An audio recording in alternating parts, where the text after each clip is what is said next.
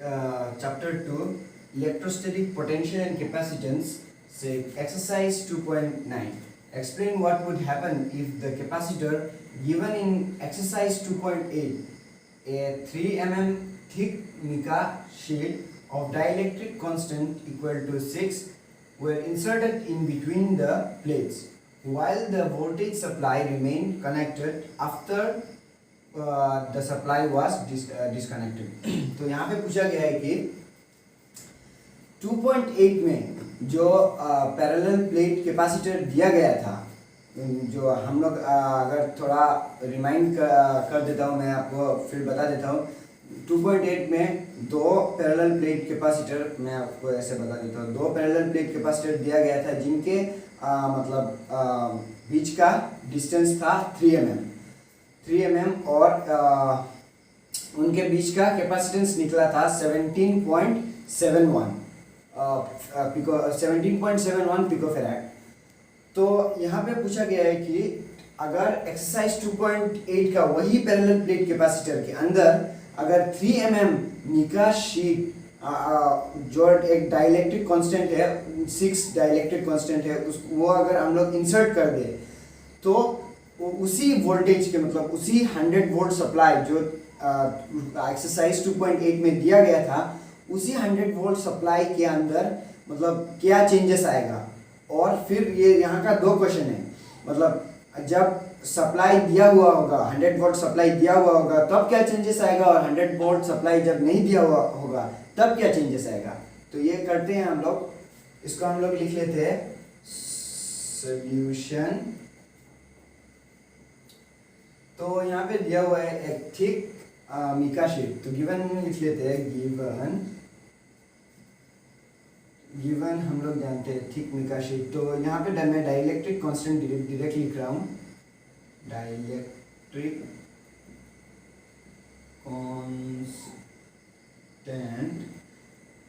Constant के से denote करते हैं हम लोग इसको, के इक्वल टू 6. तो इनिशियल मतलब इनिशियल कैपेसिटेंस जो मतलब हम लोग निकाला था एक्सरसाइज 2.8. अगर आपने एक्सरसाइज 2.8 नहीं देखा हुआ है हमारे चैनल का, तो वीडियो के डिस्क्रिप्शन में लिंक होगा, वहाँ से जाके पहले एक्सरसाइज 2.8 देख लीजिए. इसको ठीक से समझने के लिए एक्सरसाइज 2.8 देखना ज़रूरी है. तो अगर तो फिर हम करते हैं कि इनिशियल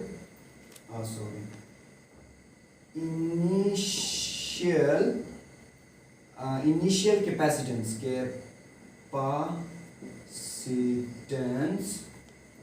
इक्वल टू हम लोग जानते हैं कि 2.8 में निकला था 17.71 पिकोफैराड.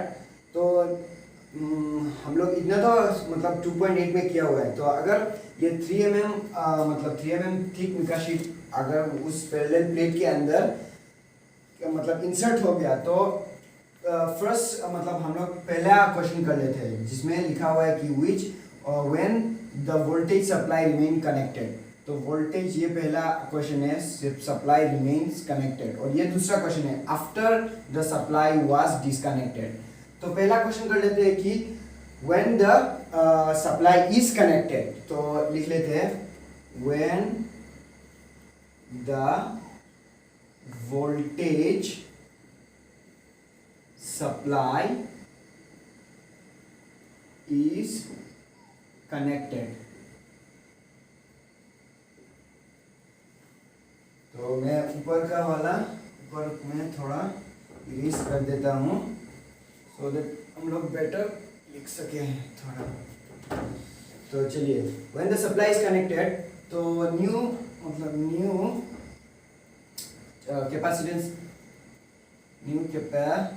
कैपेसिटेंस निकलेगा C1. हम लोग लिख लेते हैं न्यू कैपेसिटेंस. तो न्यू कैपेसिटेंस कुछ इस तरीके से होगा कि K dielectric constant times the initial capacitance C. तो ये इनिशियल कैपेसिटेंस में मैं इसको C से डोनेट कर देता हूँ.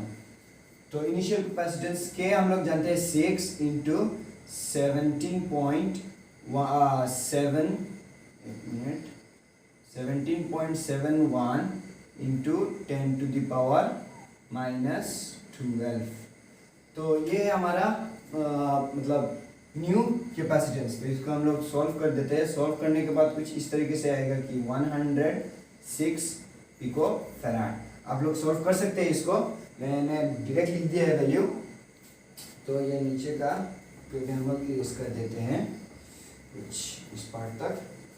अब हम लोग देख सकते हैं कि न्यू कैपेसिटेंस निकला है। तो न्यू कैपेसिटेंस निकला है, इसीलिए हम ये तो जानते हैं कि वोल्टेज चेंज मतलब कैपेसिटेंस चेंज हो गया, तो मतलब चार्ज कैपेसिटेंस और वोल्टेज में जो रिलेशन बिल्ड होता है, जो मतलब एक चार्ज उसका मतलब दोनों कैपेसिटर का अगर हम लोग सरफेस चार्ज निकालेंगे तो उसका मतलब ये वाला फॉर्मूला होगा Q is equal to CV, जो हम लोग ने 2.8 में देखा गया है। मतलब हम लोग चार्ज निकाला था 2.8 में। तो इससे हम लोग जान सकते हैं कि अगर C में कुछ बदलाव आया तो Q में चार्ज में भी बदलाव आएगा। तो यहाँ पे तो हम लोग C चेंज हो गया तो चार्ज भी चेंज होगा। तो चार्ज, न्यू चार्ज, ये हम लोग ऑफ कर देते हैं। न्यू चार्ज अगर हम लोग लिखेंगे, new charge Q1 is equal to C1V। Voltage में तो कोई चेंज नहीं हुआ, वोल्टेज 100 वोल्ट ही है। तो न्यू चार्ज ऐसे लिखेंगे कि 6 into 17.71 into 10 to the power -12 into volts. हम लोग 100 है तो 10 स्क्वायर लिख लेते हैं, 100 को हम लोग 10 स्क्वायर लिख सकते हैं।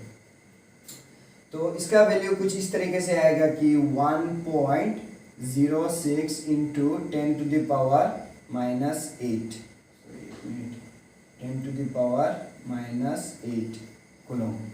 आप लोग मतलब कैलकुलेट कर सकते हैं, मैंने डायरेक्ट लिख दिया है। आप लोग कैलकुलेट करने से भी यही वैल्यू निकलेगा, कुछ अप्रोक्सीमेटली यही वैल्यू निकलेगा।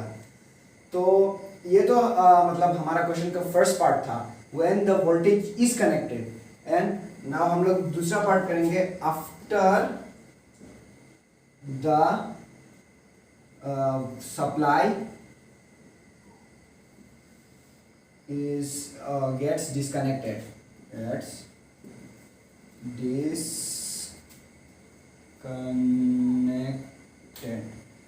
अगर वोल्टेज सप्लाई डिस्कनेक्ट हो गया फिर भी कैपेसिटेंस सेम रहेगा। कैपेसिटेंस सेम रहेगा, कैपेसिटेंस क्योंकि सेम रहेगा, कैपेसिटेंस C2 हम लोग देखेंगे तो कैपेसिटेंस वही रहेगा KC। तो ये कैपेसिटेंस कुछ इस तरीके से आएगा 6 इंटू 17 पॉइंट, मैं डायरेक्ट लिख दे रहा हूँ क्योंकि यहाँ पे कैलकुलेट किया हुआ है। तो इसको 106 पिको फैराड।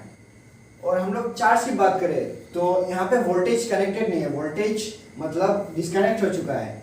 तो वोल्टेज डिस्कनेक्ट होने के कारण due to the supply gets disconnected, then the amount of charge, the effect on the amount of charge is not there, is not present. Amount of charge is not what to say, amount of charge is not it's useless, amount of charge is not taken.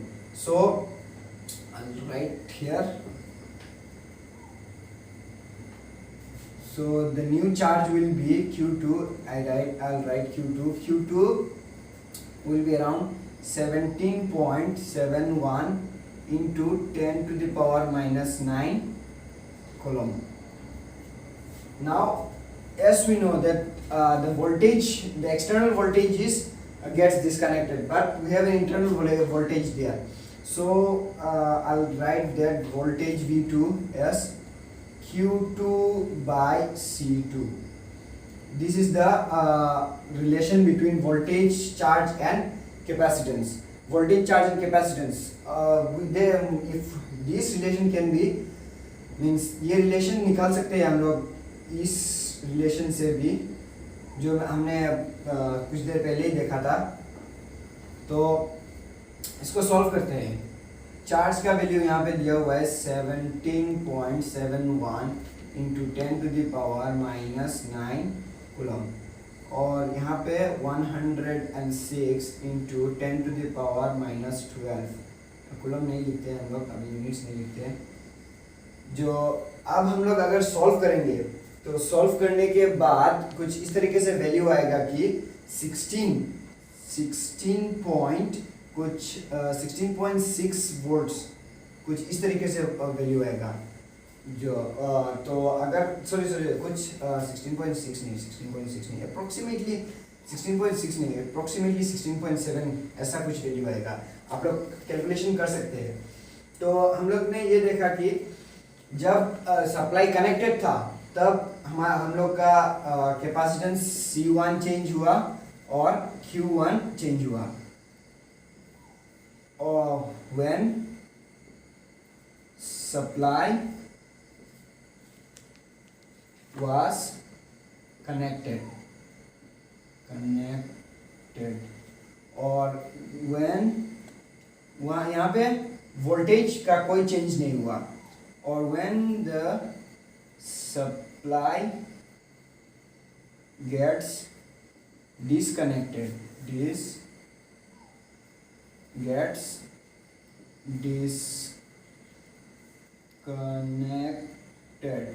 यहाँ पे C तो change नहीं हुआ, उसके मतलब first जब supply connected था उसी की तरह C2 भी सेम ही रहा, और Q2 में थोड़ा चेंजेस आया, और वोल्टेज में भी यहाँ पे चेंज हुआ जब सप्लाई कनेक्टेड नहीं था। तो थैंक यू। अगर आप लोग को समझ में नहीं आया तो आप वीडियो रिवाइंड करके भी देख सकते हैं। सो अगर स्क्रीनशॉट लेना चाहते हैं तो ले लीजिए, और पहले साइड का स्क्रीनशॉट लेना चाहते हैं तो थोड़ा रिवाइंड करके ले लीजिए। और जो जिन लोगों ने भी एक्सरसाइज 2.8 नहीं देखा है वो हमारे वीडियो के डिस्क्रिप्शन में लिंक दिया हुआ है, वहाँ पे जाके देख लीजिए, क्योंकि 2.9 समझने के लिए 2.8 ज़रूरी है।